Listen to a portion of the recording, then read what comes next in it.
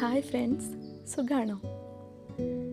പുറത്ത് നല്ല കോരിച്ചൊരിയുന്ന മഴയുള്ളൊരു ദിവസം സ്നോ ഫാൻറ്റസിയിൽ പോയൊരു കഥയാണ് കേട്ടോ ഞാനിന്ന് പറയാൻ പോകുന്നത്.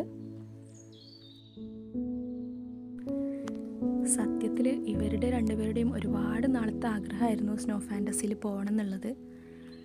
സമ്മർ വെക്കേഷനിൽ പോകാനായിരുന്നു കേട്ടോ ആദ്യം പ്ലാൻ.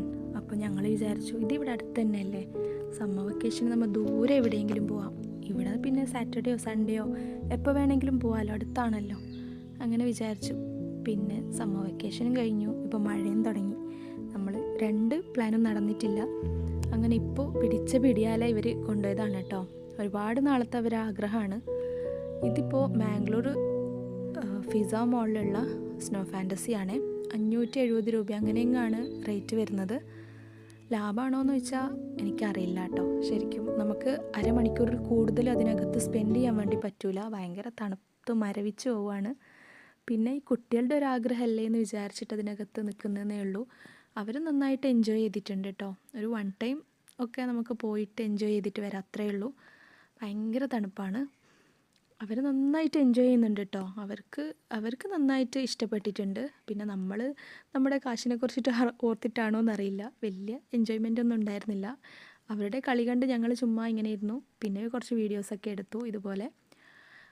പിന്നൊരു കാര്യം ഉണ്ടായിരുന്നു കേട്ടോ. ഞങ്ങൾ വിചാരിച്ച് ഈ മഴയത്ത് ആരും അതിനകത്ത് വരില്ലാന്ന്. കാരണം അങ്ങനത്തെ കോരിച്ചെരിയുന്ന മഴയാണ്. കളക്ടർ ലീവൊക്കെ കൊടുത്തിട്ടുള്ള ദിവസങ്ങളിലൊക്കെയാണ് കേട്ടോ. പക്ഷേ അല്ല, ഞങ്ങളെപ്പോലത്തെ ഒരുപാട് മെൻ്റൽ കേസ് അതിനകത്തുണ്ട്. അത് കാണുമ്പോൾ ഒരു ആശ്വാസം, എന്തോ ഒരു മനസ്സുഖം. അവർ നന്നായിട്ട് എൻജോയ് ചെയ്യുന്നുണ്ട്. അപ്പോൾ അവർക്ക് പിന്നീട് ഇത് കാണിക്കാമല്ലോ എന്ന് വിചാരിച്ചിട്ടാണ് ഞാനതൊക്കെ വീഡിയോസ് എടുത്ത് വെക്കുന്നത്. ചെറുതിനോട് കാശ്മീർ എന്ന് പറഞ്ഞിട്ടാണ് കേട്ടോ കൊണ്ടുപോയിട്ടുള്ളത്. അവൾക്കറിയില്ലല്ലോ. അപ്പോൾ അവളെ പറ്റിച്ച കഥയൊക്കെ പിന്നെ അവൾക്ക് കാണിച്ചു കൊടുക്കാമല്ലോ. അവൾ നന്നായിട്ട് എൻജോയ് ചെയ്യുന്നുണ്ട്. അവൾ ഫ്രണ്ട്സിനോടൊക്കെ പറഞ്ഞു കേട്ടോ കാശ്മീരൊക്കെ പോയിട്ട് വന്നു എന്ന്. ഭയങ്കര തണുപ്പാണെന്നൊക്കെ ഒരുപാട് തള്ളി വിട്ടിട്ടുണ്ടെന്ന് പറഞ്ഞു. അപ്പോൾ ഇതൊക്കെ കാണിച്ചു കൊടുക്കണം ഇനി. പിന്നെ കൊച്ചുങ്ങൾ എന്തെങ്കിലും ആഗ്രഹം പറഞ്ഞാൽ അത് സാധിച്ചു കൊടുക്കണം എന്നാണല്ലോ. അവർക്ക് ആഗ്രഹങ്ങളൊക്കെ സാധിക്കാൻ നമ്മളൊക്കെയല്ലേ ഉള്ളൂ. അപ്പോൾ അവരങ്ങനെ എൻജോയ് ഒക്കെ ചെയ്തിട്ട് നടക്കുകയാണ്. അപ്പോൾ ഇത്രയേ ഉള്ളൂ ഇന്നത്തെ വീഡിയോ.